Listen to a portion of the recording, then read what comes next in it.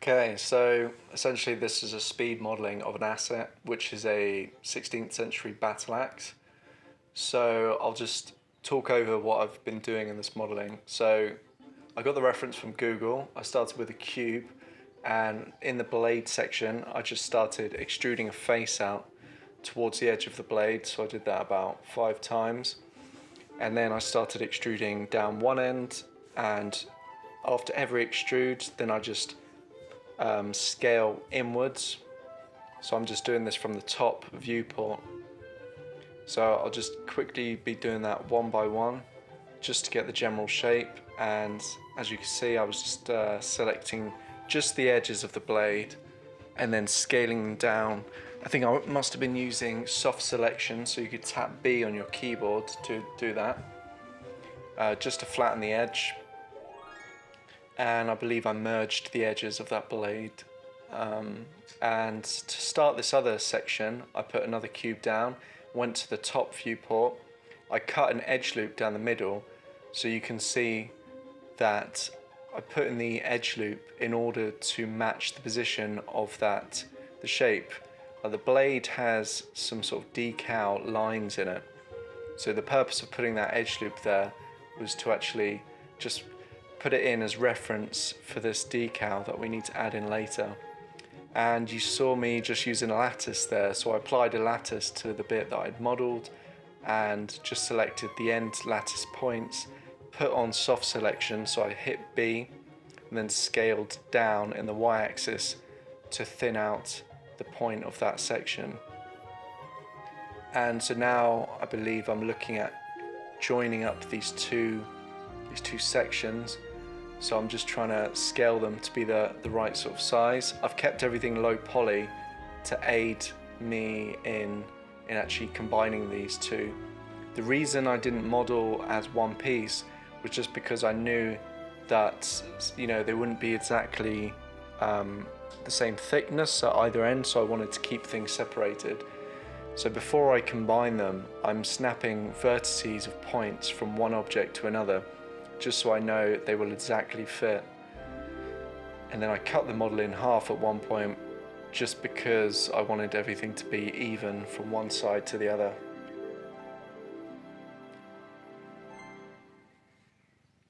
On the top of the main section, I did cut in using the multi-cut tool, so you can find that in the modeling toolkit, some random edges which were actually, again, lining up with the decal that we have on the main bit of the battle axe. So these will be important later because I'll end up beveling sections so I can get the nice sort of sharper edges on the top of the blade that have been crafted in. So I actually added the bevels there. I think I cut in some more edge loops. So that's most likely just to check for the smoothing. I did scale in, once it was all combined, I scaled up the whole top of that axe.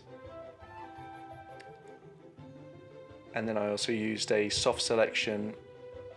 So with the handle, it was pretty much just a cube with six faces, and then I just squashed it flat, and then I cut in some edge loops on each corner, on each edge. So it is pretty much the corner.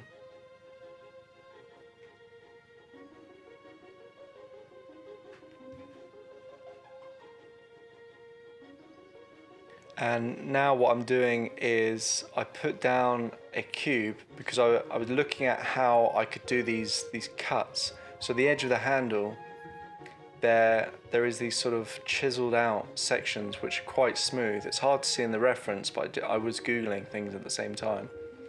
So I thought the easiest way to do that was just roughly shape a cube to be to the shape of the area that I wanted cut out, sort of chiseled out of this wood.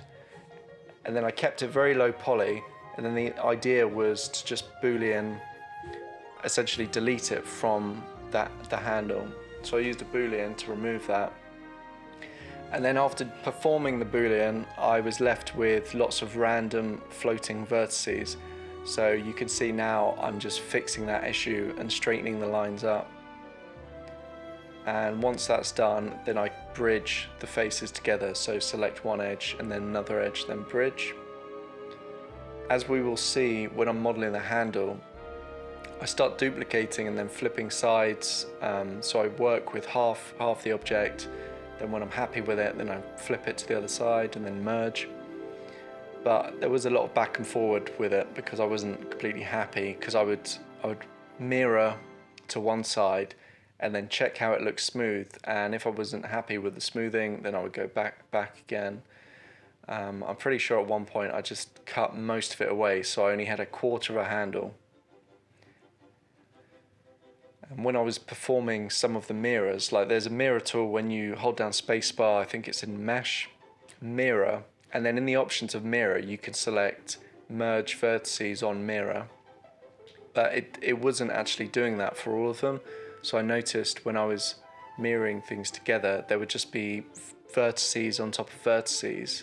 So I didn't always realize that initially. So there was a bit of back and forward.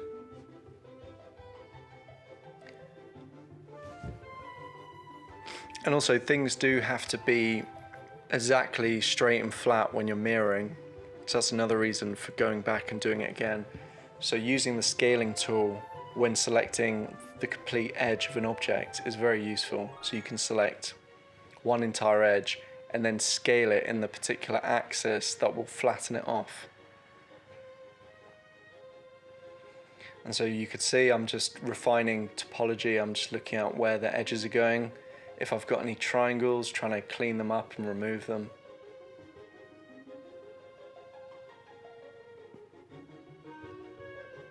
Even for the end bit there, what I'm doing now is I'm cleaning up the topology because I realized it was just really crap.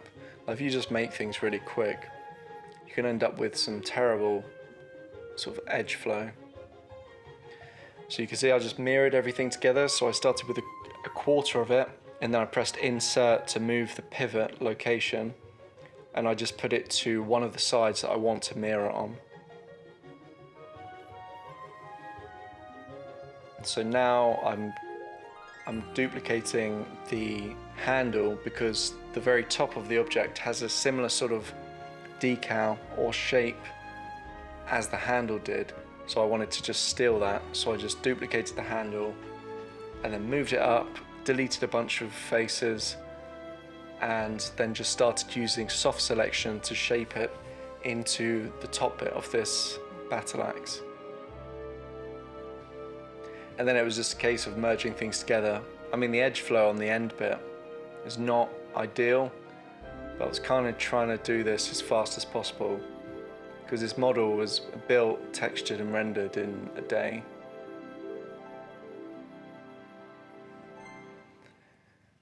Now what I've done is I was removing edge loops that were added in earlier in the object. You can see there's a lot of fairly harsh shadowing, so I think when I'd merged the objects I got some hard faces. So I turned on soften faces, which is in mesh display and soften edge. And when your objects are really low poly, it can give you some really extreme looking shadows.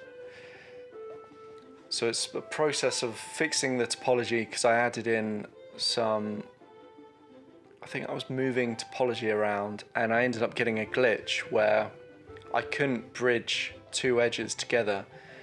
And so I actually had to delete some faces. Like I can't remember if that's ever come up before. So I was kind of confused. I was deleting faces and then it would randomly delete another face from my object.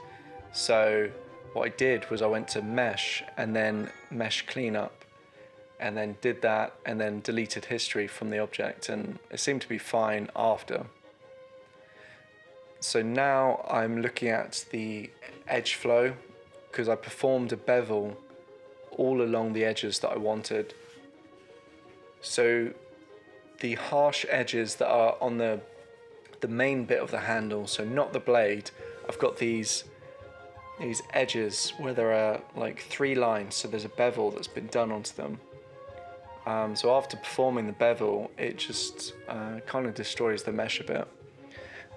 So bevels and booleans are pretty useful, but it's kind of like You know, if you've got to paint a room, then you should paint it with a paintbrush or something like that. But a faster way to paint a room, much like in Mr. Bean, is just to put a firework inside a paint bucket. Then that will explode.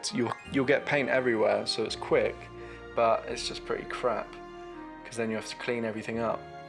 So booleans and bevels, I would say, are pretty similar to that. You know, they're sort of fast and effective, but you do have to clean up. And every so often, I kept finding random triangles and things like that. So it was just a case of deleting the triangles and then trying to merge vertices together so I could keep everything as quads.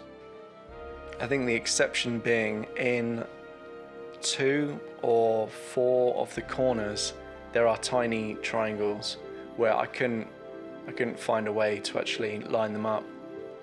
So at the point of one of these blades, at the point of this blade, there was, after performing the bevel, it completely destroyed the end. So I had to go back and forward. I think I did try and use the smooth, so in the sculpting tools there's a smooth brush, but I had non-manifold geometry, which is basically where not everything is a quad essentially, or if you extrude a polygon from an edge and you just leave it and think, oh yeah, that's fine. Yeah, some of the time Maya will just be like, nah, you can't do that.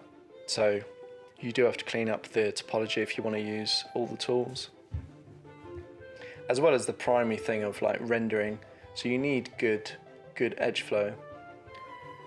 As you can see, I was fiddling around with, I think I put in another edge loop, or I was taking a look.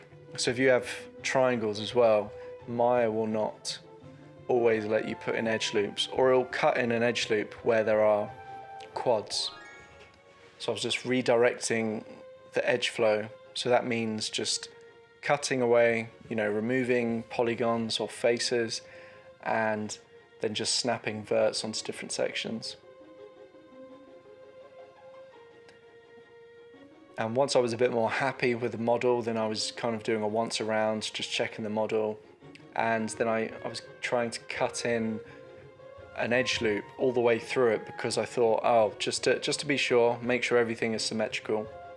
So once I was happy with that top side, then I cut in all the way down the middle, and then I should be removing the bottom half. Because I realized as I was cleaning up this topology, I was doing a better job on one side than the other, so I just figured, well, once I've cleaned it up, then, you know, on one side, then I could just delete the complete other side and then mirror the whole object. So at this point, I realized that I couldn't redirect some of the points. So what I did was, when I found I would have a triangle or two, then I just tried to put them in a position where when my object is smooth, it wouldn't actually affect the smoothing that was occurring, because sometimes you'll end up with weird lumps in place. So you can see I cut the model in half, and then I mirrored, flipped and merged. But the mirror actually has a setting for merging. And then I just had to fix some of the edges because I think some extra verts were merged. So you do have to be careful. It's always a bit of a back and forward. So for this end little bit, then I was just making the tops of these nails. I think they're nails. I was just lining them up with the reference, and then the purpose was, so I was lining them up in the top viewport, and then I would just move them into position based on my model. And then once that's done, everything could just be duplicated in a group and then just flipped. So on the scale y-axis, then I could just invert it.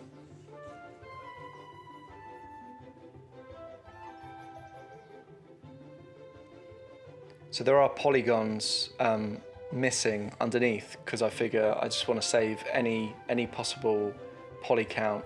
So pieces of the objects that go into the blade, like the blade handle, the very end of that, then they are missing faces, but I don't really need them.